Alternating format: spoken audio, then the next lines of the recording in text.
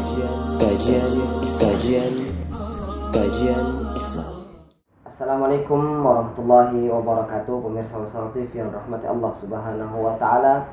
Innal hamdalillahi wassalatu wassalamu ala Rasulillah wa ala alihi wa ashabihi wa mawala. Amma ba'd. Pemirsa Wasal TV dimanapun Anda berada, masih bersama kita Al-Ustaz Agus Hasan Basri LCMAG. Dan di pertemuan yang sebelumnya Al-Ustaz telah menyampaikan wajibnya mencintai Ahlul Bait, dan di pertemuan yang terakhir juga beliau telah menyampaikan apa dan siapakah Ahlul Bait itu, Ahlul Bait itu. Dan pada kesempatan kali ini melanjuti apa yang telah beliau kemukakan di pertemuan yang sebelumnya, bahwasanya banyak sebagian kaum muslimin keliru ketika hanya menyandarkan Ahlul Bait kepada Hasan dan Husain. Dan pada kali ini kita akan mengupas tuntas siapa dan apakah kedudukan Hasan dan Husain di sisi Nabi Muhammad Rasulullah Sallallahu Alaihi Wasallam.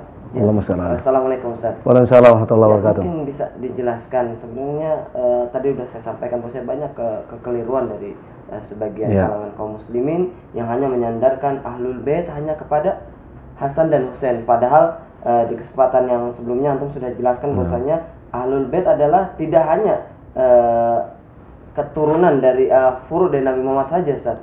Karena kalau hanya menyandarkan kepada Husain dan Hasan dan Husain akan menzolimi Ahlul Bait yang lainnya. Nah, sekarang ketika nama Hasan dan Husain sering disebut-sebut oleh kaum muslimin, sebenarnya siapa dan apa sih kedudukan Hasan dan Husain itu di sisi Rasulullah sallallahu alaihi wasallam? Allahumma shalli wa sallim wa barik alaih. Baik. Para pemirsa Wisal TV rahimakumullah. Bismillahirrahmanirrahim. Alhamdulillahilladzi hadana li hadza wa ma kunna linahtadiya laula an hadanallah. Wa ma taufiqi wa la i'tisami wa la tawakkuli illa 'ala Allah. Wa asyhadu an la ilaha illallah wahdahu la syarikalah. Iqraran lahu bi rububiyyatihi wa irghaman liman jahada bihi wa kafar. Wa asyhadu anna sayyidana Muhammadan sallallahu alaihi wasallam Rasulullah sayyidul khalqi wal bashar mattasalat 'ainun binadhar aw sami'at udhunun bi khabar. Allahumma salli wa sallim wa barik ala nabiyyina Muhammad wa ala alihi wa ashabihi wa ala dzurriyyatihi wa ala atba'ihi ila yaumiddin, amma ba'd. Para pemirsa Wisal TV yang dimuliakan oleh Allah Subhanahu wa taala,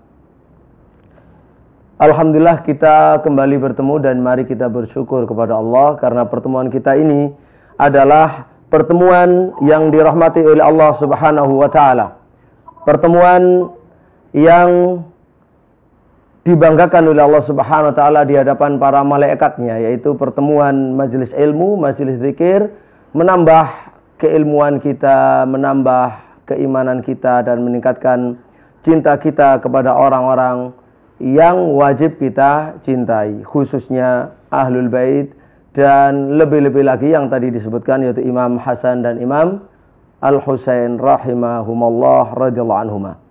Pemirsa rahimakumullah, mengapa kita perlu mengenal dua manusia mulia ini, yaitu Imam Al-Hasan dan Imam Al-Husain? Jawabannya adalah ada dua poin besar. Yang pertama, karena agungnya kedudukan mereka berdua. Jadi beliau berdua manusia yang agung di sisi Allah, agung di sisi Rasulullah, agung di hati kaum mukminin, yang fungsinya sebagai qudwah.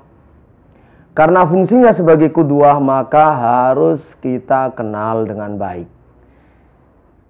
Salah satu dalil yang membuktikan bahwa keduanya adalah manusia besar, manusia agung yang menjadi panutan kita, pemimpin kita, adalah apa yang diriwayatkan oleh Imam Ahmad ibn Hanbal rahimahullah di dalam musnadnya. setelah beliau menyebutkan Musnad al-Ashra al-Mubasyirin bil Jannah, kemudian terus ada Musnad al-Ansar. Di sana Imam Ahmad meriwayatkan dengan sanadnya sampai kepada sahabat Hudzaifah radhiyallahu an. Dia bercerita, "Ataitu Rasulullah, ataitu Nabiyya sallallahu alaihi wasallam, fa shallaitu ma'ahu dzuhra wal 'ashra wal maghriba wal isya." Saya mendatangi Rasulullah sallallahu alaihi wasallam. Saya sholat makmum bersama beliau. Sholat zuhur dilanjutkan dengan makmum jamaah sholat asar, dilanjutkan dengan jamaah sholat maghrib, sholat isya. Kemudian setelah isya, apa yang terjadi? Thumma tabi'tuhu wa huwa yuridu ayyadkhula ba'da hujarih. Lalu saya mengikuti Rasulullah dari belakang saat Rasulullah ingin masuk ke dalam salah satu rumahnya. Saya ikuti dari belakang. Ternyata sebelum masuk itu ka'annahu yukallimu ahada. Nabi berhenti berbincang-bincang dengan seseorang, tapi Hudzaifah tidak melihat. Hudzaifah radhiyallahu anhu tidak melihat sosok jelasnya siapa yang diajak bicara oleh Nabi SAW, tapi tahu kalau Nabi sedang berdialog, berbincang-bincang. Setelah itu Nabi merasa kalau ada yang mengikuti dari belakang. Maka Nabi bertanya, "Man hadza?" Siapa ini? Langsung dijawab, Hudzaifah. Dan begitu memang sunnahnya kalau ditanya orang itu langsung menyebut namanya. Siapa ini? Nah, Hudzaifah. Jangan siapa ini? Saya. Nah, kalau siapa ini terus saya, jawabannya tidak memberi manfaat apapun. Bahkan bisa membuat jengkel orang kan gitu ya. Jadi siapa ini? Saya. Siapa ini? Hudzaifah. Terus Rasulullah bertanya, "Ada diri mangka namai?" Kamu tahu siapa yang bersama saya tadi, yang saya bicara tadi? Dia menjawab, "La, saya tidak tahu." Qala, akhirnya Nabi SAW bercerita, "Fa inna Jibrila ja'a yubashiruni annal Hasana wal Husaina sayyida syababi ahlil jannah." Sesungguhnya tadi itu Jibril. Jibril datang kepadaku memberi kabar gembira. Kata Jibril, Hasan Husain ini dua pemimpin pemuda ahli surga. Hasan Husain ini sayyid, sayyida, dua sayyid, syabab, pemuda ahli jannati, ahli surga. Para ulama menjelaskan kenapa dikatakan sayyida syabab ahli jannah. Ada yang menerangkan yang pertama, syabab yang dimaksud di sini adalah bukan karena usia mudanya, karena beliau berdua usia wafat mati syahid ketika sudah dewasa, sudah orang, kan. Tetapi syabab di sini futuwah, itu keperkasaan, keberanian, ya, kepahlawanan. Kemudian ada yang mengatakan syabab di sini karena semua orang di surga nanti semua rata-rata usia 30, pemuda semua. Nah, pemimpinnya adalah Sayyidah, yaitu Sayyid Al-Hasan dan Sayyid Al-Husain. Kecuali tentunya yang tidak disayyidi, yang tidak dipimpin para anbiya, kan gitu lah. Kemudian para khulafa'ur rasyidin yang tentu kedudukannya lebih agung daripada Imam Hasan dan Imam Al-Husain. Annal Hasan wal Husain sayyida syababi ahlil jannah. Qala faqala Hudzaifah fastaghfirli wa li ummati. Qala ghafarallahu laka ya Hudzaifah wa li fastaghfirli wa li ummik wa li ummi. Qala ghafarallahu laka ya Hudzaifah wa li ummik. Terus Hudzaifah minta, "Ya Rasulullah, mohon Anda memintakan ampunan kepada Allah untukku dan untuk ibuku." Lalu didoakan oleh Nabi SAW. Hadis ini disahihkan oleh Syekh Albani. Ada dalam Sahih Al-Jami'. Ma'asyiral muslimin, para pemirsa Wisal TV rahimakumullah. Dari hadis ini maka kita wajib dan harus mengetahui siapa Sayyidina Hasan dan Sayyidina Husain. Karena kedudukannya begitu tinggi. Sampai-sampai untuk menerangkan kalau Imam Hasan dan Husain itu dua sayyid ahli surga, itu Allah mengutus malaikat Jibril secara khusus. Mengutusnya secara khusus. Betapa tinggi kedudukan yang seperti ini. Oleh karena itulah harus kita ini mengenali beliau berdua, sudah termasuk ahlul bait yang diwasiati untuk kita berbuat baik dan mentakzimnya, apalagi punya kedudukan khusus yang seperti tadi Jibril datang secara khusus untuk menyampaikannya. Ada satu riwayat, bukan Jibril itu, tetapi malaikat seperti yang diterangkan di kitab Hasan dan Husain, malaikat khusus yang belum pernah turun ke bumi minta izin kan itu untuk mengucapkan salam kepadaku, kemudian menyampaikan berita kalau Hasan Husain adalah Sayyidah Syabab Ahli Jannah. Walhasil ma'asyiral muslimin rahimahullah, ini adalah berita agung tentang kedudukan mereka berdua di sisi Allah dan di sisi Rasulullah SAW, maka harus menjadi agung di sisi kita semua, di hati kita semuanya. Itu yang pertama. Yang kedua,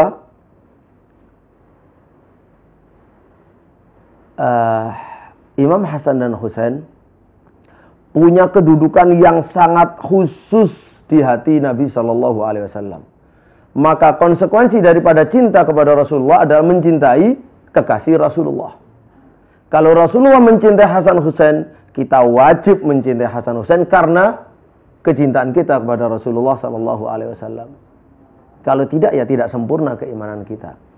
Nah, oleh karena itulah, untuk mengetahui seberapa penting Hasan Husain dalam kehidupan Rasulullah SAW, ini mari, meskipun waktu kita terbatas, mari kita ikuti, kita menengok kembali ke sejarah masa lalu tentang kehidupan Rasulullah SAW. Rasulullah SAW seperti kita ketahui, dalam hidupnya mengalami kesedihan yang luar biasa, khususnya kaitannya dengan keturunan. Kita tahu dalam Islam nasab itu melalui jalur laki-laki, dan apalagi bangsa Arab, ya, yang juga mengikuti jalur laki-laki secara nasab. Nah, Rasulullah SAW punya anak laki-laki namanya Al-Qasim, meninggal dunia. Punya anak laki-laki namanya Abdullah, meninggal dunia. Lalu punya anak baru namanya Ibrahim. Harapannya tinggi Rasulullah SAW kepada Ibrahim ini, yang dari ibu Maria Al-Qibtiyah dari Mesir. Karena putra-putranya yang laki-laki sudah wafat semuanya. Begitu tinggi harapan Nabi SAW kepada Ibrahim, sehingga beliau memberi namanya dengan nama ayahnya, itu Ibrahim alaihissalam. Dan Rasulullah berharap agar mendapatkan silsilah terus turun-temurun laki-laki, sebagaimana dia juga dilahirkan dari turun-temurun sampai Nabi Ismail sampai Nabi Ibrahim alaihissalam. Besar harapan Rasul, apalagi sebagai seorang tokoh, seorang besar, tentu ingin nasabnya terus berlanjut. Tapi kemudian satu persatu kemudian wafat. Sampai Ibrahim ibni Muhammad sallallahu alaihi wasallam ini juga akhirnya wafat. Maka kesedihan Rasul sallallahu alaihi wasallam sangatlah besar. Lebih-lebih sebelumnya orang-orang Quraisy juga mencibir Rasul sallallahu alaihi wasallam ketika Rasul sallallahu alaihi wasallam tidak punya anak meninggal, yang hidup laki perempuan semuanya. Tapi kemudian dihibur oleh Allah Subhanahu wa taala, inna syani'aka huwal abtar. Orang-orang yang mencemooh kamu, yang kamu katanya akan putus, tidak akan disebut oleh orang, maka mereka itulah yang akan abtar, yang akan terputus. Sementara kamu dijamin oleh Allah Subhanahu wa taala terus berlanjut penyebutannya. Nah, jamaah sekalian rahimakumullah, begitu Ibrahim ibni Muhammad sallallahu alaihi wasallam wafat, maka Rasulullah sallallahu alaihi wasallam sangat sedih, sangat-sangat sedih. Kemudian Allah Subhanahu wa taala menggantinya melalui keturunan dari perempuan. Jadi cucu laki-laki Hasan dan Husain dari putrinya Fatimah Az-Zahra, Fatimah binti Rasulullah sallallahu alaihi wasallam. Maka seluruh al-ubuwah, seluruh kasih sayang seorang ayah, beliau tuangkan seluruhnya. Karena anak laki-lakinya sudah tidak ada, dituangkan kepada cucunya, yaitu Hasan dan Husain. Sehingga Hasan dan Husain bagi kehidupan Nabi sallallahu alaihi wasallam adalah raihanatahu fid dunya, yaitu bagaikan dua bunga Nabi sallallahu alaihi wasallam di dunia. Bunga yang wangi seperti bunga melati misalnya. Setiap orang ketemu bunga melati mesti dicium, diambil dicium. Karena manusia punya fitrah seperti itu, senang. Nah, Hasan dan Husain kedudukannya seperti dua bunga yang wangi bagi Nabi sallallahu alaihi wasallam, tempat Rasulullah mencurahkan kasih sayang dan menciumnya. Maka menjadi tempat ciuman Rasulullah sallallahu alaihi wasallam yang mulia adalah Imam Hasan dan Imam Husain rahimahullah radhiyallahu anhuma. Dan jamaah sekalian rahimahullah, kedudukan Hasan dan Husain radhiyallahu anhuma bukan sekedar cucu biasa bagi Nabi sallallahu alaihi wasallam, tetapi telah menggantikan kedudukan anak persis seperti anak sendiri. Persis. Rasulullah turun berfungsi, bersikap sebagai ayah asli kepada kedua cucunya seperti anak asli, anak sendiri, bukan lagi anak cucu. Contohnya diantaranya adalah Rasulullah sallallahu alaihi wasallam yang menamai Hasan dan Husain. Padahal biasanya nama itu diberikan oleh ayah. Tapi ini diberi langsung oleh Nabi sallallahu alaihi wasallam, diberi nama Hasan Husain. Yang kedua, Nabi sallallahu alaihi wasallam yang mengakaikai keduanya. Biasanya yang mengakaikai adalah ayahnya. Tapi dalam hal ini bukan Ali yang mengakaikai, melainkan Rasulullah sallallahu alaihi wasallam. Nah, karena kedudukan yang begitu tinggi ini, maka para sahabat mengetahui. Sehingga ketika ada orang datang kepada Ibnu Umar lalu bertanya tentang hukum darah nyamuk. Ada orang mukul nyamuk, ada darahnya, apa bagaimana hukumnya? Maka Ibnu Umar radhiyallahu anhu mengatakan, "Kamu dari mana?" Sayyidina Ibnu Umar memandang pertanyaannya ini agak asing, agak aneh, bukan orang Medina, Makkah Medina. "Kamu dari mana?" Dia jawab, "Dari Irak." Maka Ibnu Umar berkata, "Coba perhatikan, wahai jamaah sekalian. Perhatikan orang Irak ini. Perhatikan orang Irak ini. Dia datang bertanya kepadaku tentang hukum darah nyamuk, tetapi mereka membunuh dan mengalirkan darah Hasan, darah Husain, cucu Nabi sallallahu alaihi wasallam, dan saya mendengar beliau mengatakan huma rohanatai minad dunya. Keduanya adalah dua bunga yang wangi bagi Nabi sallallahu alaihi wasallam di dunia ini. Ma'asyiral muslimin rahimakumullah. Kemudian di antara kedudukan Hasan Husain yang begitu dekat dengan Nabi sallallahu alaihi wasallam, beliau mengatakan, dan hadis ini diriwayatkan oleh Abu Hurairah radhiyallahu an. Beliau mengatakan, qala Rasulullah sallallahu alaihi wasallam, "Man ahabbahuma faqad ahabbani, wa man abghadahuma faqad abghadani, al-Hasanu wal Husain." Al-Hasanu wal Husain. Hadis riwayat Imam Ahmad, kata Syu'aib Al-Arnaud, dengan sanad yang qawi dan semua rijalnya rijal Shaykhain Bukhari Muslim. Man ahabbahuma, siapa yang mencintai keduanya, faqad ahabbani, berarti telah mencintai aku, Nabi Muhammad sallallahu alaihi wasallam.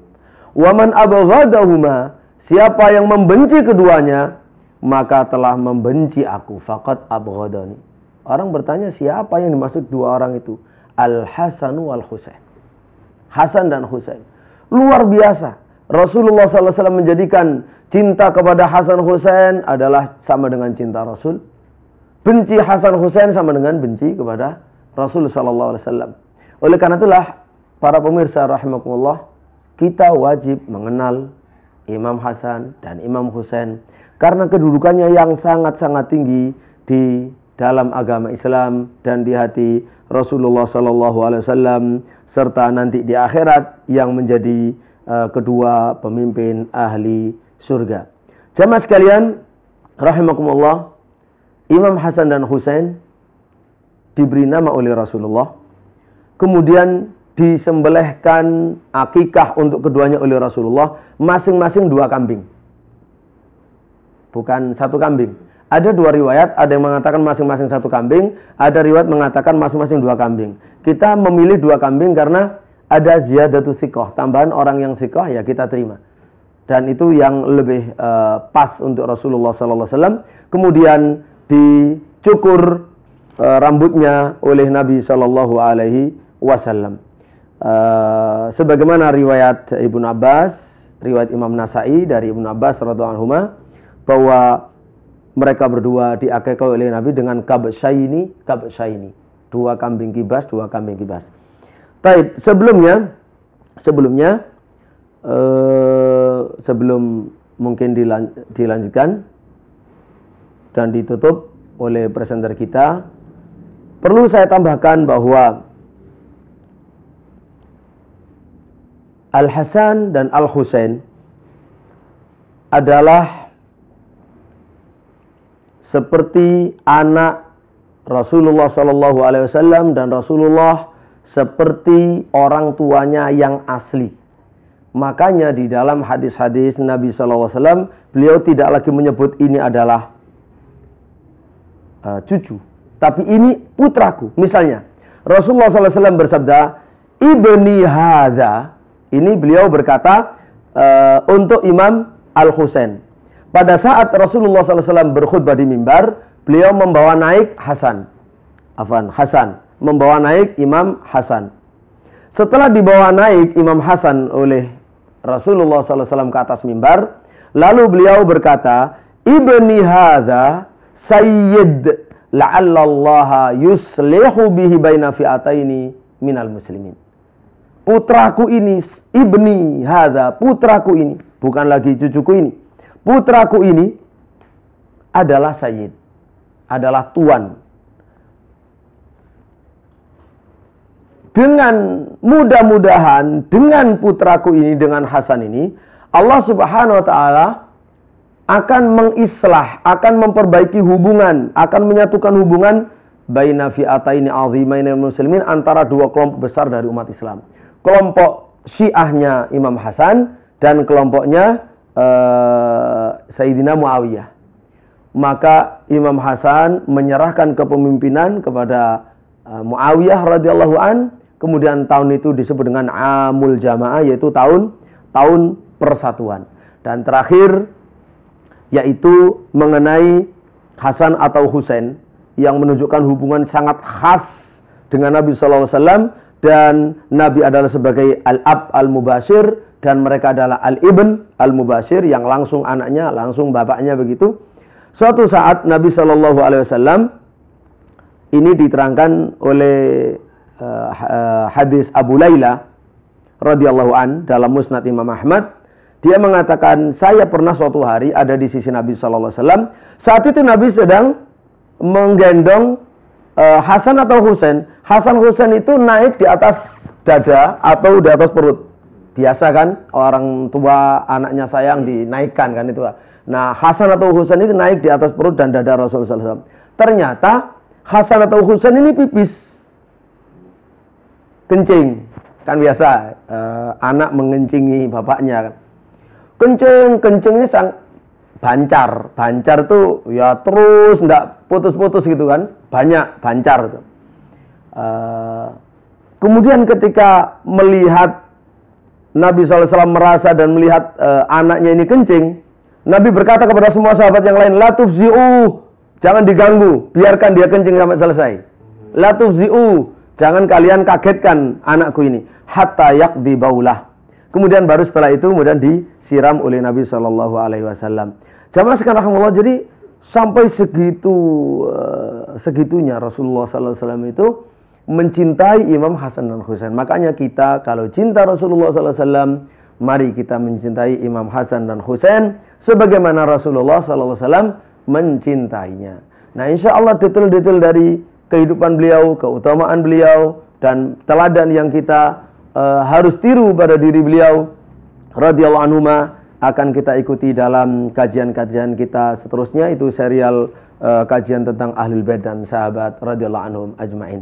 Demikian untuk episode kali ini, mudah-mudahan bermanfaat. Nah, pemirsa, demikianlah ulasan yang sangat kompleks ya, yang padat dan insya Allah mudah dimengerti oleh pemirsa betapa agungnya sosok dua imam besar ya, yang telah disebutkan oleh Rasulullah SAW. Bahwasanya dua imam ini adalah calon pemimpin pemuda di surga atau calon pemimpin pemuda ahli surga. Subhanallah.